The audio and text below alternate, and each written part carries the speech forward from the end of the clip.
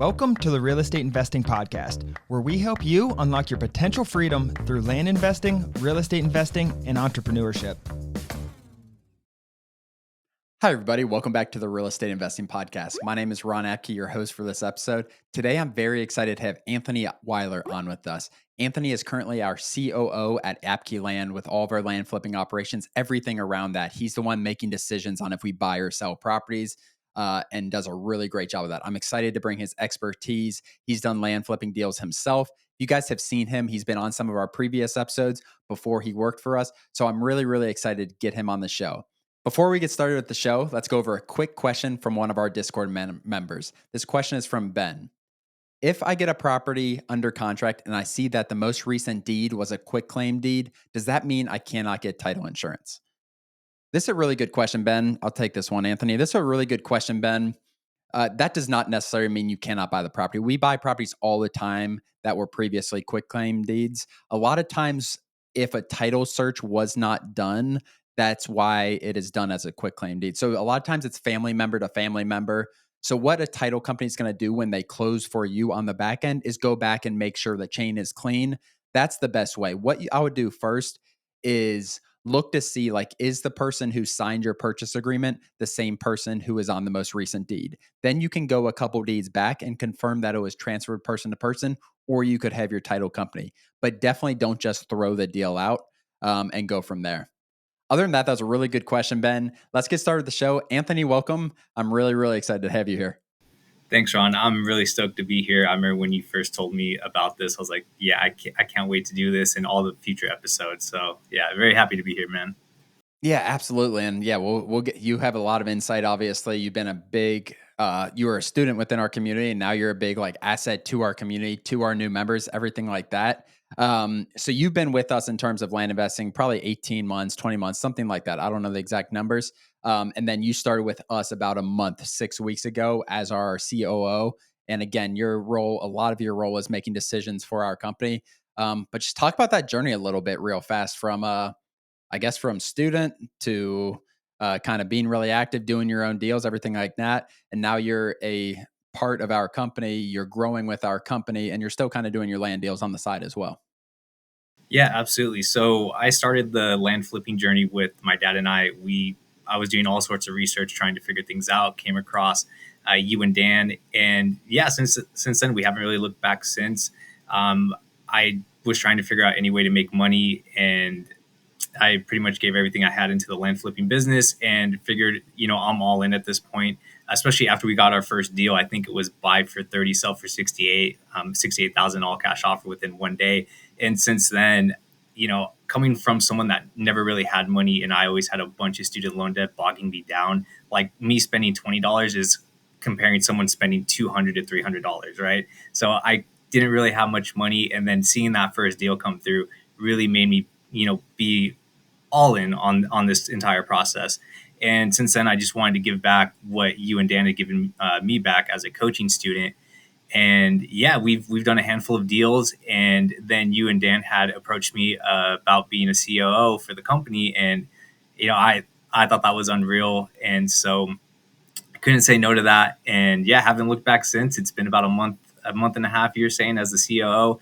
And it's just been it's been a hell of a ride. So it's been a crazy experience. I've learned so many things so far, and I'm still learning a ton of stuff every day, not only from you guys but from the community. So it's been a great journey so far. Yeah, exactly. That's really cool to hear from your perspective. And talk about that. Like, what was your mindset like going in? Obviously, so when you left or when you joined us, you were still working a previous job in terms of you were doing land flipping and you had a typical 9 to 5. So it's not like you're adding a 9 to 5 to your plate by working for us or anything like that. But what was that kind of mindset? Was it an easy decision? How did that kind of look? For me, it was an easy decision. I had to make sure that my girlfriend was on board because she was pregnant. We have a 1-month-old now. But I was actually working for my mom and the company that she works at as a funding analyst. So I was working a 9 to 5 there. And for me, it was a really easy decision, but there were so many variables at play. But just everything that I've gotten from the community and just all the opportunity that's there and how fast things can change for an individual, I couldn't say no to an opportunity like that. But yeah, for doing my land flipping journey, I was working a 9 to 5. I remember telling you I was like an hour and a half just driving to work, an hour and a half driving back to work. So 3 hours on the road. I was just going pretty much like batshit insane, just driving. And, and yeah, for me, it was an easy decision. I had to make sure that everyone else was on board, my girlfriend, my family, because, you know, with the offer, I'd be relocating to Ohio and I'll be out there shortly. But everyone saw just how someone's life can change with land flipping and how much my life had changed already and the opportunities I'm able to create not only for myself, but for my family and other friends asking like, hey, how you doing this? What's it take? Everyone's like, you have to take this opportunity. So with that being said, for me, it was really easy. I just had to make sure everyone else was on board. Yeah, and I think like your situation in particular, like not everyone who joins our program, whatever, is going to end up working for us. Very few people, if anyone else. And it just kind of worked out. Like it was a very natural thing. We had bi-monthly calls with Anthony every 2 weeks or something like that. So Daniel and I had gotten we became very familiar with Anthony, how he operated, how hard he worked, everything like that. And there's different types of freedom. Like we always talk about freedom as, and a lot of, maybe we don't say it enough, as like working for yourself, being your own boss. And it's not necessarily that, but it's like doing something you're passionate about, doing something like that. And I think that's what you hopefully found with us. And you obviously will still take on your land flipping journey yourself. But that being said, let's get into the kind of your first 6 weeks. Like, what are you learning? Your deal volume obviously was never like this when you're by yourself. Like, sending 30,000 mailers a month isn't a normal thing, and you're obviously going to have higher volume. How does the operations differ when you're doing maybe 2 deals a month? If you and your dad were doing 2 deals a month versus now 10, 15 deals, like what does that look like? The operation from an operations perspective, because that is what you are. You're a chief Yeah. operations guy. So what does that look like?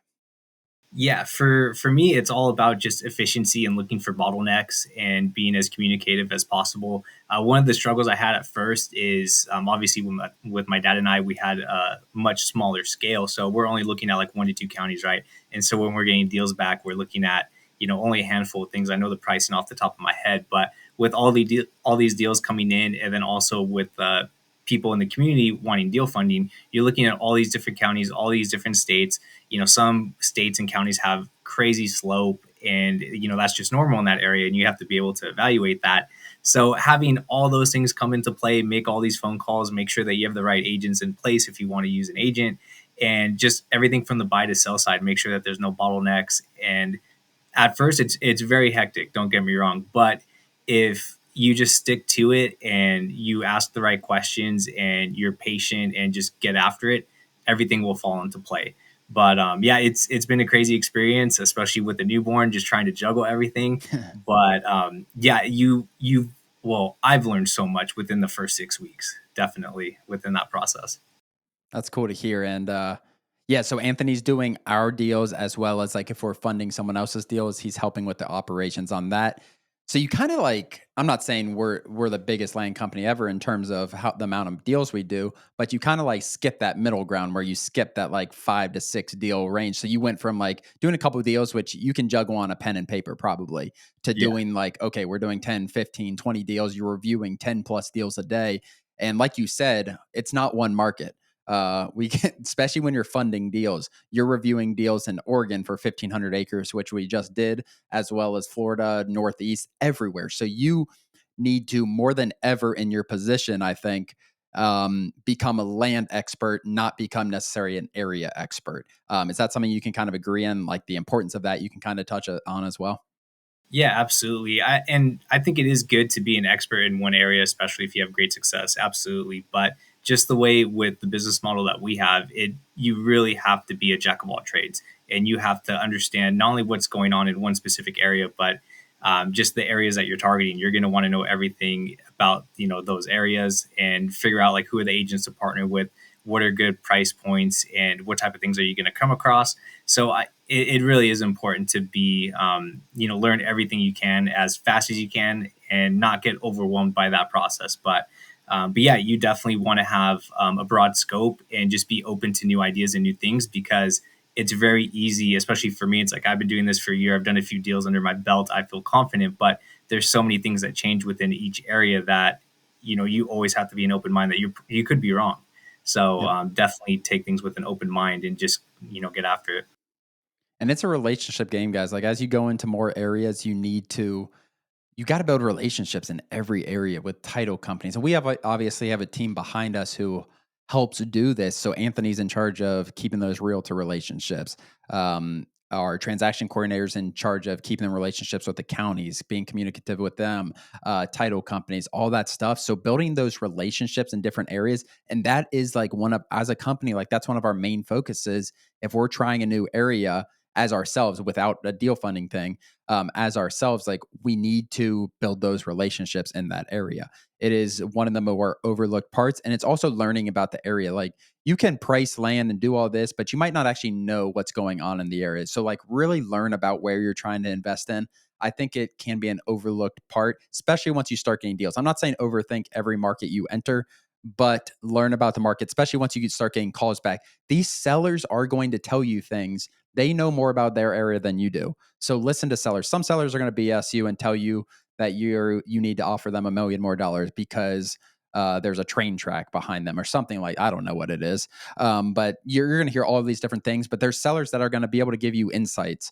And that's why I kind of do like when new people do answer the phones themselves, because it obviously can be a little stressful when you have people yelling at you, stuff like that. But being said, like Anthony, one thing you're doing also is managing, and we say time and time again, we do not fund all of our own deals. We take deal funding as well as fund money out. So you're juggling, like, I don't know if you've done it before. I really never asked you, honestly, but part of decision making when we're buying properties is, what is our money situation? Where's our personal money situation in terms of our company's money situation? What money do we have out right now? So when we have money out, and when you guys as investors have money out in different spots, you want to minimize risk. So sometimes you're going to want to take deal funding, even if you might have the capital, because you don't want to run out of money for marketing, anything like that. Um, how's that kind of been it's a bigger scale, I'd imagine, in terms of like juggling the money situation, like decision making, because there's a lot of things that go into decision making on buying a property. It is not just, can you buy this for 10,000, sell it for 20,000. There's more to it. Yeah, and that was one of the bigger learning curves for me, is looking at the cash flow spreadsheet that you had sent over, and partnering with the investors that we have too, and the types of relationships. Like, hey, these are the types of deals that we've done with them before. This is the type of experience that we're looking to provide with them. So really trying to have that white glove experience, because the last thing you want to do is piss off an investor and lose that relationship, because there's not that many investors within the land flipping community in general. So trying to take all of those things into play. It's one thing to evaluate counties, understand pricing, things like that. But once you start getting those deals in play, it's like, okay, we sent this to escrow. We have a list of investors. We need to analyze who's going to be the best fit and why are they going to be the best fit? What's the relationship we've had with them lately? How can we keep them happy? So having all of that and creating processes in place too, and partnering with our transaction coordinator Amy, who's been fantastic and has a great relationship with the investors, is trying to have that in play to where we can have things smoother. We're able to look at the numbers faster. We can make better decisions partnering with you and Dan. So for me, that was difficult at first. I haven't had too much experience with that before in the past, but having coming from my end and being a manager, it definitely gives me a different perspective, and it gives me a better chance to look at it just completely different. So I think with all those things coming into play is just trying to be as organized as possible and really communicate why it's going to be a good deal, why this fits our budget as well, and how we can execute this moving forward. Yeah, and I think we talked you mentioned something I want to bring up. I think we talked a couple episodes ago about deal funding and that stuff. I know we did. So check that episode out if you haven't. But you mentioned something about like keeping investors happy. Your money at first, guys, is not going to necessarily be the cheapest money you're ever going to get. But if you can do what Anthony just said, keep your investors happy, you are going to get cheaper and cheaper money as you're growing your business.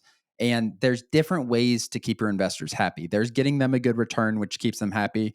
There's keeping them updated. I think keeping them updated is one of the most overlooked things in this business, or in terms of investor relationships in general, with keeping them happy. It's not necessarily, when we give an investor an update, we're not asking them to do anything. You don't have to read this update. I don't care, but I'm going to send you this update. If you want to read it, we send them a video every 2 weeks about their deal, I believe.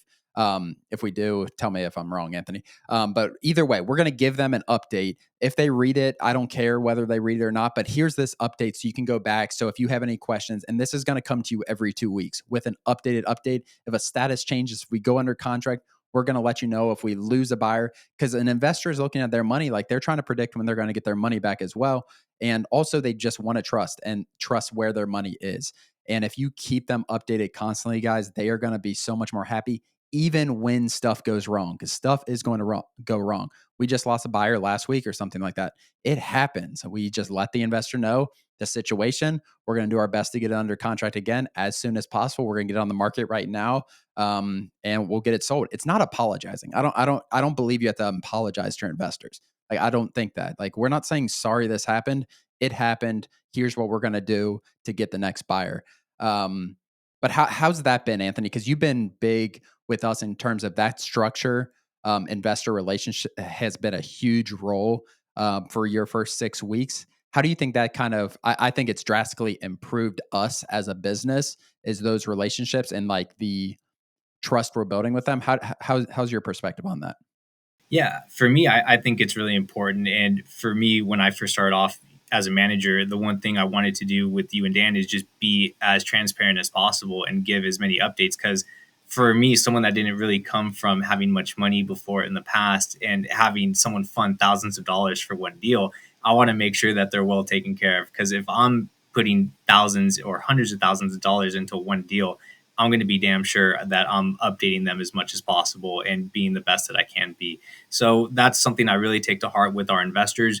I make sure to reach out like, hey, this is my new role with the company. I'm a point of contact. If you need anything, absolutely reach out to me. But really having that white glove type of service and just being like, I just want to treat them how I would want to be treated if I'm giving thousands of dollars as an investor, hoping to get a return. And some of the investors don't even know that much about land too. Some that we partner with. So I got to be damn sure that I'm sending a really good detailed report on why this is a good investment, why you're getting these updates, why that's important, and why you're going to get your money back in a good, fast way, and why it's good to keep using us. So that's something that I really take to heart, and having that experience before as a manager is really important. And like you were saying, keeping them happy is such an important thing. Because like I was saying before, the last thing you want to do is piss off an investor. So definitely keep that in mind. And when in your land flipping business, you have the opportunity to become an investor at some point too. So make sure that you're treating your investors how you'd want to be treated once you get to that point in your own land business and start funding other people's deals. Because if not, I think it just runs full cycle and you'll get treated the same way you treated the investor. You'll get blacklisted. Like, that's the reality of it. Like, Anthony said at the beginning, there aren't that many of us in terms of land investors. Like, you will get blacklisted. We all talk, all of us. Like, it's not like we're competing with each other. Like, yes, I want deals. I want solid deals to invest in. But that being said, like, you will get blacklisted. I don't want other investors to get screwed over.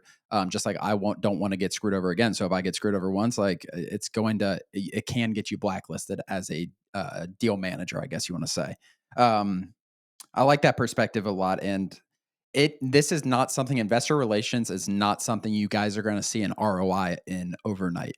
But 6 months down the line, 12 months down the line, when you're getting cheaper money, when it's extremely easy to get deal funding, you have to think twice about where you're going to send this $100,000 deal. It is going to pay off for sure. And you never know where those relationships can take you for sure. But Anthony, you've obviously been with us quite a long time. What's going to kind of go in a different direction with this? How have you seen the community change over I mean, you were early in terms of like, we were land investing far before we started land investing online. But that being said, like when we started land investing online, like you guys were probably one of the first 20 people in the community, something like that. I don't know exactly. How's the community changed? It's so crazy. I think today I took a screenshot. We have 2,000 people in the Discord community, and when I first started, I think it was less than 100, like you said, around 20. But I think it was slightly above that. But it was a lot more quiet. I felt like people were timid to ask questions, and now it's just everyone and anyone that wants to be involved in not only land flipping, but we're seeing people who do wholesaling deals that have joined the community, and just it the activity is crazy. And for me, it's so cool to see because also too, you're seeing people grow. I'm seeing people that have been in the community since the same time as me, and they're funding their own deals. And I think one person was actually able to quit their job, and they're in the accountability group that I'm in. And for me, that's so cool to see, and seeing everyone's member success stories and how much that has grown too. It's phenomenal. So it has been such a huge transition, and there's so many active people, and it's kind of hard to keep up with, to be honest. Like just seeing all the people that are joining, it's been a really cool ride. And even though I haven't really been with the company, I was a coaching student at first, but just seeing that transform, I felt like I transformed with it. So that's been a hell of an experience. It's wild because I like to look back. I could find texts to some of my like buddies who don't care about my business or anything, like join our Discord, just telling them to like get in our Discord just so we have another number. And now it's like it's 100, it's 50 a day, something like that. And if you guys aren't in our Discord, please join. Like we'd love to have you guys, even if you're not interested in land investing. We have a bunch of different real estate investors in there. landinvestingonline.com/Discord. But that's really cool to see your perspective. And people ask us like, why are you guys doing this? Why are you coaching? Why are you doing this? And like hearing stories like Shelby, who was able to quit her job a few days ago or a few weeks ago. And she got a monster deal recently that she's going to make quite a bit of money on. It's just, those are the stories that like drive me. And I'm sure I can feel the same thing from you. And like hearing those stories are actually exciting and cool to hear from people that you've known for 6-8 months. They went through hurdles. It's a roller coaster ride, as you know. But it's going up. Like the roller coaster is going up, even though it goes slowly up and down. It's going up overall if you're consistent in this business. Any let's go to advice for new people, not necessarily whether they're new students, new whatever, new in our community, thinking about land investing. Like, what's some advice? You've tried different things, and if you guys haven't watched some of Anthony's previous episodes with us, watch them, please. I don't know exactly what they're called, but type it into Google, Anthony Weiler, Land Investing Online, and you should be able to find those. What advice do you have for new land investors, new people potentially land investing? Yeah, let's go there. Yeah, so I've tried a handful of things before land investing. I had tried drop shipping. It was actually drop shipping adult novelty products, and that was a complete flop. I know that was a really wild experience, and another podcast for another day. I tried podcasting myself. I tried affiliate marketing. I've tried so many things, and doing the consultation calls too with new members, doing goal setting calls. One of the Almost every call people talk about how they're fearful and they're skeptic and they don't know if they should be what to expect. And for me, I don't really understand that reasoning because I have failed so much, but all those failures that I've had have led me to this moment. All those failures are learning opportunities. You could there's two types of people. You fail and you say, screw this, I'm being scammed, or this just doesn't work for me, this isn't it. Or you can say, good, this is a learning opportunity. I'm not doing X, Y, and Z. I can get better. These are my bottlenecks.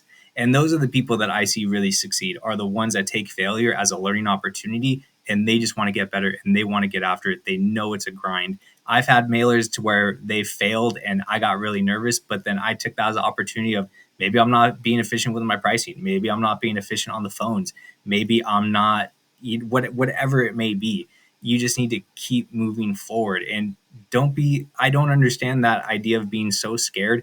I'm more so scared of not doing anything and what would happen if I don't take action. So I tell people to look at it more so from that mindset of, you're here for a reason. If you stop doing what you're doing, are you going to be happy with where you're at by not doing anything? Or would you rather keep moving forward and learning? Because yeah, you may fail at certain things, but that's just going to lead you to the next thing. And you have all of these skill sets in your toolkit. And then you can just use it in all these other avenues that you would have never expected at that time.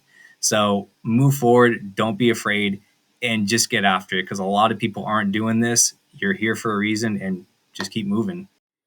Yeah, the opportunities there, guys. Like it's just the reality of it. Like there are people, and you probably know when you're doing those. So Anthony, when people first become a member of Land Investing Online, Anthony does a 15-minute consultation with them to set goals. And that's one of the bonuses with our program is you get to meet with him, kind of align your expectations with your goals, with the action steps you need to take. And I'm sure you can kind of tell like, okay, this person's for real. They're coming in here. There's people who talk, and then there's people who like, okay, this person's going to do some stuff. And that's really the only way to fail, guys, is by stop trying, by stop sending mail. Like that is the only way to truly fail in this business. I don't hear people who come to me and like, I sent 20,000 mailers and I got 0 deals. I've never, ever heard that. Maybe you'll have dry spells of 6,000. Like that's a pretty bad dry spell. 6,000 mailers, no deal. Like Anthony said, reevaluate your operations, reevaluate what you can be doing better. Like maybe you're not being aggressive enough on the phones. You turn that into aggressiveness on the phones. A lot of deals are going to come out of nowhere. Like Lucas is one in our community, Anthony, that constantly stands out to me, like in my mind. And if you guys, Lucas is very active in our Discord. I'm sure you guys have seen him talk. But it's just like he is attacking deals. Like he's not just going to throw a deal out. No deal just gets thrown out. And that's how you got to look at it at first. Like grind to get deals. And like, that's my best advice. I think you had great advice as well. In terms of like, just don't give up. Like that's the reality of this business is there's so much opportunity. And if you did invest in education in this, like, let's go take some action for sure to make some results. Absolutely. That it's so important. I completely agree.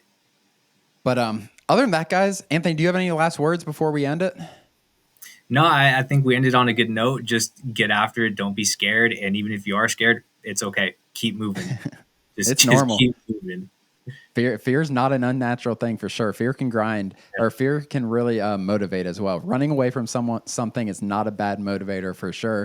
Other than that, guys, I really appreciate it. Thank you so much for listening. Again, Anthony and myself are very active in our Discord, landinvestingonline.com/Discord. You can join our free Discord server. Other than that, guys, have a great rest of your day. We'll see you next time. Take care, everyone. As always, thank you for joining. Please do us a huge favor and like and subscribe our YouTube channel and share this with a friend. It really means the world to Ron and I, but more importantly, it could help change the life of someone else. Thanks for joining, and we'll see you next episode.